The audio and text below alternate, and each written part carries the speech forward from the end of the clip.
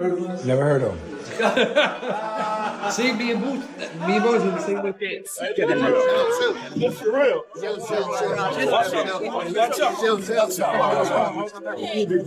What happens when one of boxing's calmest and most disciplined champions finally loses his cool? A shocking scene reportedly unfolded at the airport in Las Vegas when Terence Crawford crossed paths with rising contender Jaron Ennis. What started as a routine day in a busy terminal quickly turned into a heated confrontation that has the entire boxing world buzzing. Witnesses say security rushed in almost instantly, but by that point the moment had already exploded into headlines. So what really happened? According to several people who claim they were nearby, both fighters happened to be at the airport for separate trips. At first everything seemed normal, until the two spotted each other. The atmosphere reportedly shifted immediately. The tension between them was obvious the moment their eyes met. Are being thrown. There's no room for this in the sport. There's no room for the Davis brothers to be in the building tonight. The police escorted them out.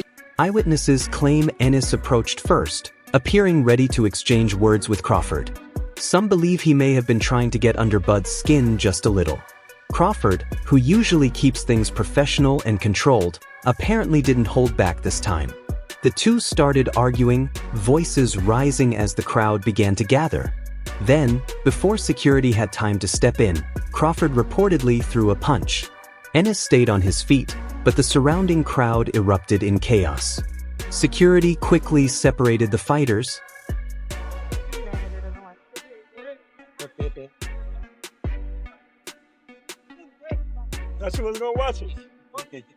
But according to many observers, this wasn't some random argument that came out of nowhere. The tension between these two fighters has been building for years. To understand why Crawford might have reacted that way, you have to look at where he currently stands in his career. After dominating Errol Spence Jr. and later defeating Canelo Alvarez in a stunning performance, Terence Crawford is the best fighter on the planet. Pound for pound, he's that dude. In this four-belt era, he is now the undisputed world champion 3 times over. 140 pounds, 147, now 168 pounds, claiming all the belts. You don't see people doing that very often. Going up against a guy who was perceived as being bigger and stronger, Crawford was strong.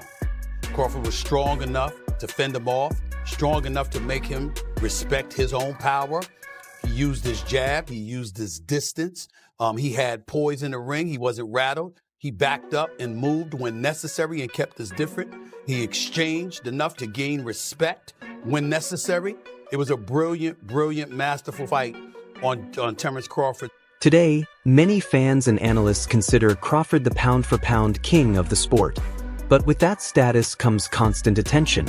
When you reach the top of boxing, every contender in the division begins chasing you. And that's exactly where Jaron "Boots" Ennis enters the story. Everybody want to see. Yeah. I want to do it. Do you respect him as like when he's like, I got a couple fights left, I'm at the end, I'm only trying to get mega fights, so. I understand it, but don't lie or capture the net and make it seem like I had the opportunity to fight you and I didn't. I never did. You know what I'm saying? And then that one time that I did, we said they called. And we said, we never heard nothing else back about it. So right. I mean, I respect it though. I mean, get your money. You know what I'm saying? Do your thing. But don't. Ennis isn't just another young contender trying to climb the rankings. He's widely regarded as one of the most talented prospects in boxing. Boots combines speed, power, and defensive awareness with the rare ability to switch between orthodox and southpaw stances effortlessly, something Crawford himself is famous for. Who they are cancel out each other as far as height. You know, they both switch hitters, lift, and everything. All of that cancels out each other. So they are literally the same people pretty much. The only difference is Crawford done been in the big stage against big fighters so many times. And also with age, he didn't beat up his body, so his age is actually good. He got the grown man strength. He not just grown man strength, but he built on top of that. Like look at him at 135. He was a little scrawny dude. He wasn't a big dude. Now look at him. He ripped up everything. He's strong. So sure. I feel like he got everything, all the experience, all the knowledge. So I got to go with. And that comparison hasn't exactly sat well with Bud. Crawford has always been proud of carving out his own legacy, and he's never liked being measured against anyone else, especially a fighter who is still building his career. He's not me. Yeah. You know, as much as a lot of people, you know, say we have similarities and, you know, we switch a lot and we fight a lot. He's not me, you know, and I'm not him, so. Tim had said comparison that like he's like a Chrysler 300 and you're like a Bentley. Yeah, like once again, like he's not me. You know, he's trying to get to where I'm at. You know, he's where he at, I'm where I'm at. You know, he got a long way to go. After all, Crawford has already accomplished almost everything possible in the sport. He became undisputed champion in multiple weight divisions, defeated every major challenger placed in front of him, and even moved up in weight to face Canelo, one of boxing's biggest global stars. So when people start saying that a younger fighter is the next Crawford, it's understandable why both he and his team might take that personally. To the table.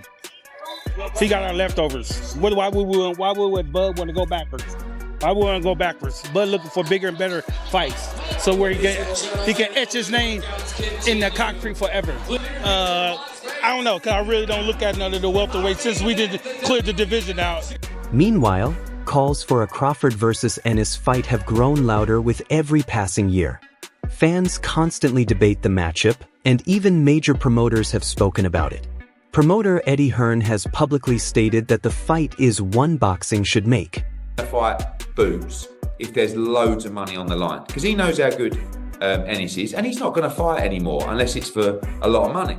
So we have to do what we say. We have to prove the quality of Ennis, and he has to earn his shot against Crawford. But that is the fight that I look at in 9 to 12 months' time, 3 fights down the line, and I think US fight fans are going to be crying out for that fight.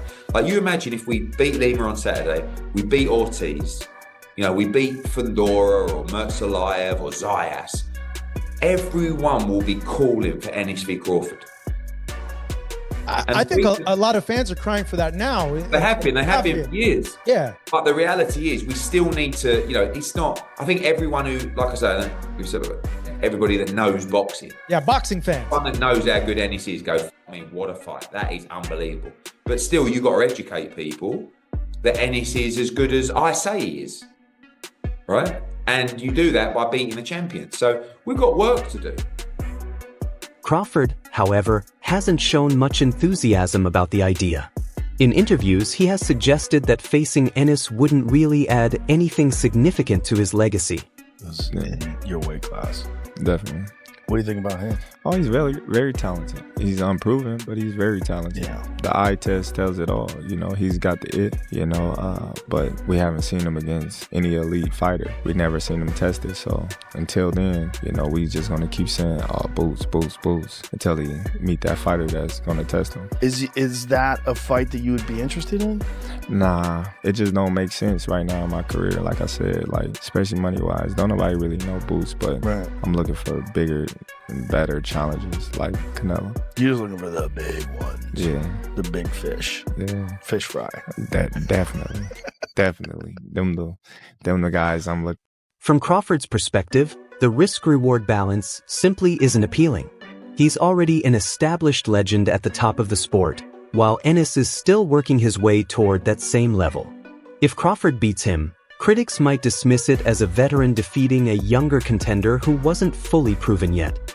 But if Crawford were to lose, the narrative surrounding his entire career could suddenly shift. Years of dominance and championship achievements might be questioned overnight. Consider going back down to 154 and face Jaron Ennis, the guy who prepared Canelo Alvarez for this fight. Nope. I ain't going down 154. Interestingly, Crawford has experienced the opposite situation earlier in his career.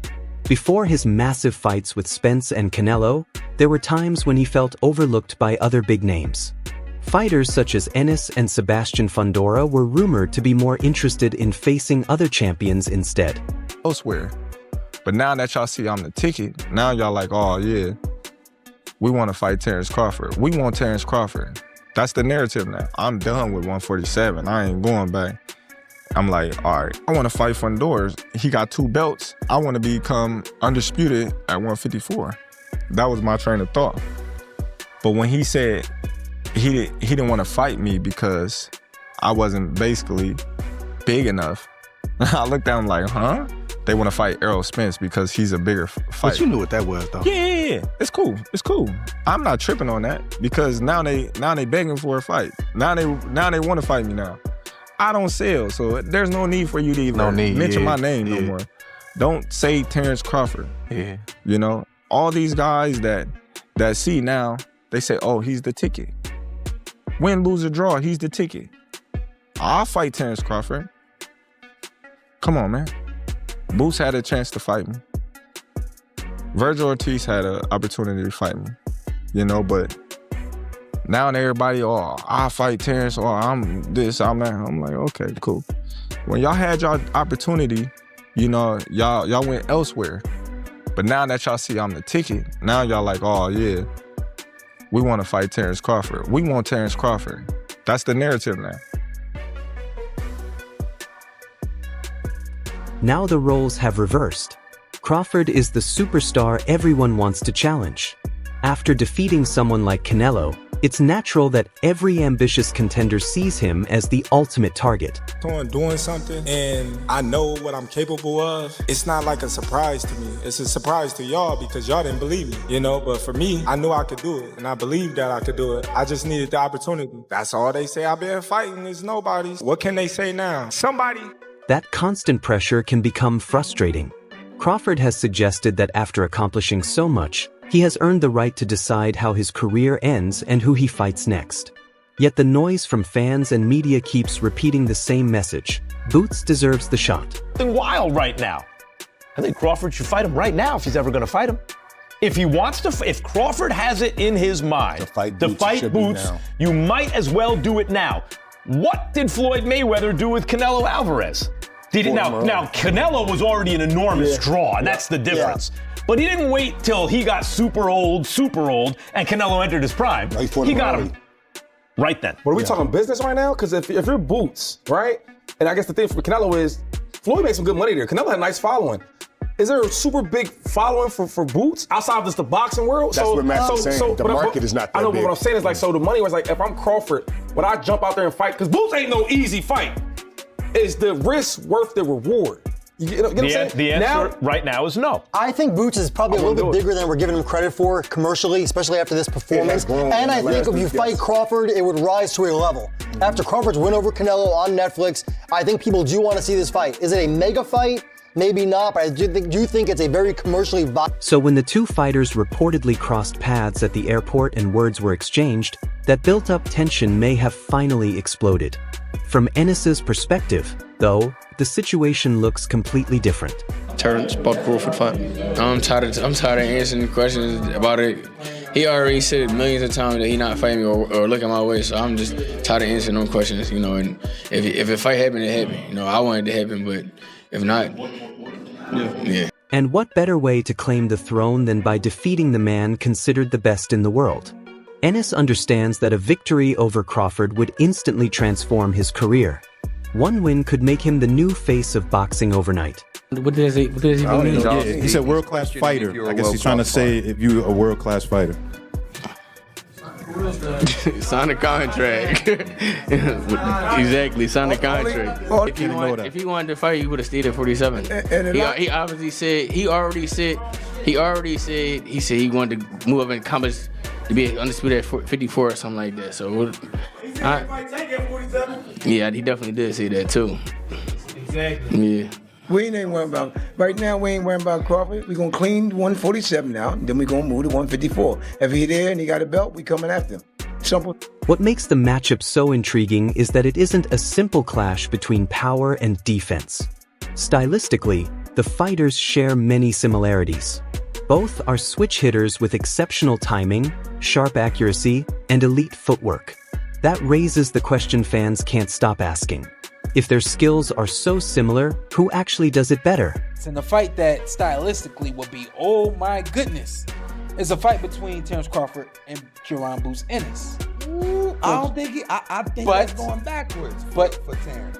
To that point, Jaron doesn't have the kind of accolades. He doesn't sell to the mass and all these. So this fight was perfect timing for both these guys. The reported airport altercation might even accelerate talks about making the fight happen. Until now, most of the discussion has remained theoretical, fans debating the matchup while Crawford stayed quiet. But once a public confrontation enters the picture, the pressure increases dramatically. Cameras capturing a heated moment outside the ring make it harder for the storyline to disappear. What we know? I know everything. I don't know nothing. I'm trying to find out what I know. Enlighten me. What you mean enlighten me? You fruit Devin East and you could fruit me. You jumped up out of my sanction body to go fight in the IBF. So what I know? What you mean? What you mean? What I mean? Would you rank that in the WBA or not? Yo, it don't even matter. Yo, all right, catch up, little homie. Catch up, then. If it don't matter, catch up. Yo, he picked Evan. Catch up. Evan was way under. You just said it don't matter. Catch up. I'm talking about before that. He not about it. We already know he not about what he's talking about. I'm not about what? I'm not about what? You don't want to fight. You said I'm not about what? You don't want to fight. Man, go to sleep. Go to sleep. Go ahead. You dreaming, man. You talking in your dreams, man. Don't fight. Yo, we asked for that fight plenty of times, yo. When? Plenty of times. What's plenty? When? Man, you fronting. You know what's up. If the fight ever becomes reality, the stakes would be enormous. For Ennis, it's the opportunity of a lifetime, a chance to prove he isn't just following Crawford's path, but surpassing it. You've worked with Bozy. You've worked alongside Boots. You saw the Spence. You saw the Crawford fight. Do you believe, because Boots has talked a lot about it, I know the sanctioning bodies have made him the mandatory now for Bud Crawford. Do you believe Boots Ennis is ready for Terence Bud Crawford? For a fight, yes. You know, just because I know where his skill level's at. And it's about skill in there. You know what I'm saying? It's not always about who's the biggest puncher. Sometimes it's about just, having the skill and the ring generalship in there. So I do think he's ready to step in there with the best of the best. It's just a matter of time and when they'll give him. At the same time, Crawford's reputation adds another layer of intrigue. This is the same fighter who defeated Canelo Alvarez, a boxer many consider one of the most complete competitors of the modern era. Seen Canelo starting to kind of lose focus in the fight, wanting to touch gloves. It was almost like he wasn't locked in. We never really see that from him, because when you in the you in the Terence Crawford was in the I'll shake your hands after I'm done. That mean-spirited Canelo wasn't there. It's not even his age, Kamaru. It's the fact that he's been pro since he was 15 years old. Canelo has been fighting professional for 20 years, bro. His love of golf. I mean, De La Hoya brought up a bunch of points. Sometimes people hate, but sometimes they know a little bit more than we do. Partner that makes Boots a star. Right now, I don't even know anybody, for real, and anybody that got a big name. Got you. Got you. But there's no exact guy that you think about? Because I don't want to ask you, hey, this guy, that guy. I know you get those questions a lot. So if you had to say, hey, this is the guy I think, we would have a big fight, who would it be? Because it doesn't seem like the Crawford fight would happen. So what's that dance partner for you, Boots? Yeah, like I said, anybody with the belts, or I don't know, maybe somebody at 154, one of the big names at 54. Say that. Just feel that Jaron Ennis against Terence Crawford is the fight. And that can be at 54, it can be at 60. Obviously we've got Lima to take care of first, but that for me is one of the great, crossover fights, because Boots is the changing of the guard guy, and Crawford's the guy that's been there and done it all and just proved, that he's still very... That's it for today's video. If you enjoyed the breakdown, make sure to like the video, subscribe to the channel, and turn on notifications so you don't miss the next update.